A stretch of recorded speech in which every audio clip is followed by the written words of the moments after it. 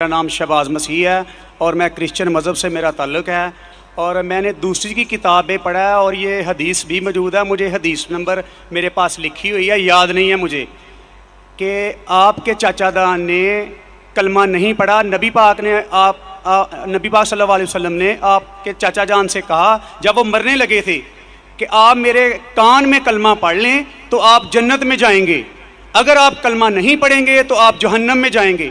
میرا آپ سے یہ سوال ہے، کیا آپ کا سارا خاندان، نبی پاک کے والدین، نبی پاک جب پیدا ہونے والے تھے تو 6 ماہ پہلے آپ کے والد فوت ہو گئے تھے، اور 6 سال بعد آپ کی والدہ، 40 سال بعد آپ کو نبوت ملی ہے. میرا آپ سے یہ سوال ہے کہ کیا نبی پاک کے چاچا جان اور والدین جنت میں جائیں گے یا جہنم میں؟ نہیں یہ سوال ہے نا بیٹا.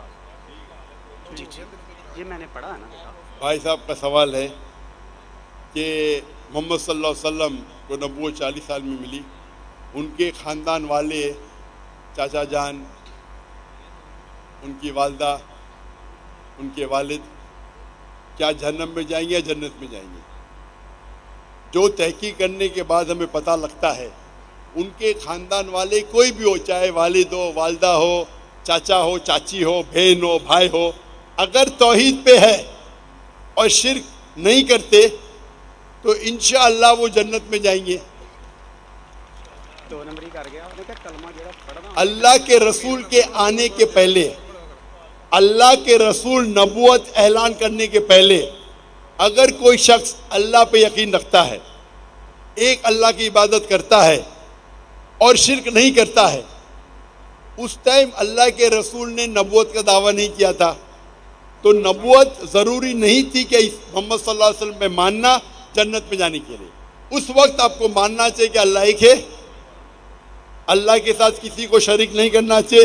اس وقت کے پیغمبر، اگر وہ دور تھا عیسیٰ علیہ السلام کا تو آپ کو ماننا چاہیے عیسیٰ علیہ السلام پیغمبر ہے. اگر وہ دور تھا موسیٰ علیہ السلام کا تو ماننا چاہیے موسیٰ علیہ السلام پیغمبر ہے. اگر کوئی دوسرا دور تھا، لیکن لازم ہے کہ آپ کو ماننا چاہیے کہ اللہ ایک ہے اور اس کے ساتھ کسی اور کو شریک نہیں کرنا چاہیے. تو آپ کس کی بھی تحقیق کرو، والد، والدہ، بھائی، بہن، جو بھی ہے، آپ نے جو ذکر کیا، تو اگر ان کے رشتہ دار، چاہے والد ہو یا والدہ، چاہے بھائی ہو یا بہن، چاہے چاچا ہو چاچی، کوئی بھی ہو، اگر شرک کرتے ہیں، ایک اللہ کی عبادت نہیں کرتے، تو وہ جنت میں نہیں جائیں گے، جہنم میں جائیں گے. آپ نے جو کہا، ایک حدیث کا ذکر کیا، آپ کو حوالہ نہیں پتا تھا، کیا ان کے چچا، آپ صحیح فرماتے ہیں، ان کے چچا ابو طالب، انہوں نے اللہ کے رسول کو پروٹیکٹ کیا، ان کو محفوظ رکھا دشمنوں سے، کیونکہ وہ اپنے قبیلے کے تھے. لیکن وہ یہ نہیں مانتے تھے کہ اللہ ہی کے اور اللہ کے رسول محمد صلی اللہ علیہ وسلم کے پیغمبر ہیں، لیکن اپنے جان سے بڑھ کر ان کی حفاظت کی. اسی لیے اللہ کے رسول چاہتے تھے کہ ان کے چچا اسلام قبول کرے، لیکن انہوں نے قبول نہیں کیا. آپ کا کہنا ہے کیا وہ جنت میں جائیں گے؟ نہیں، کیونکہ انہوں نے اسلام نہیں قبول کیا.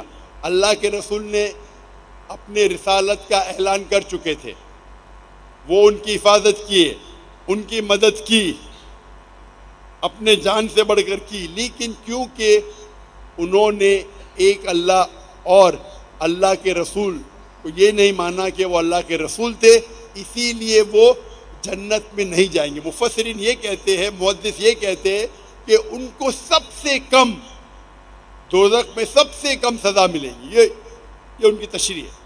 لیکن کیونکہ وہ اللہ کے رسول کے پیغام کو ایکسیپٹ نہیں کیے، وہ نہیں مانتے تھے کہ محمد صلی اللہ علیہ وسلم اللہ کے رسول ہے، اسی لیے وہ جہنم میں جائیں گے.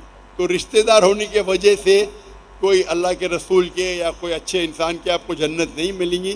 جنت میں جاننے کے لیے آپ کو ماننا پڑے گا کہ اللہ ایک ہے اور اللہ کے آخری رسول محمد صلی اللہ علیہ وسلم.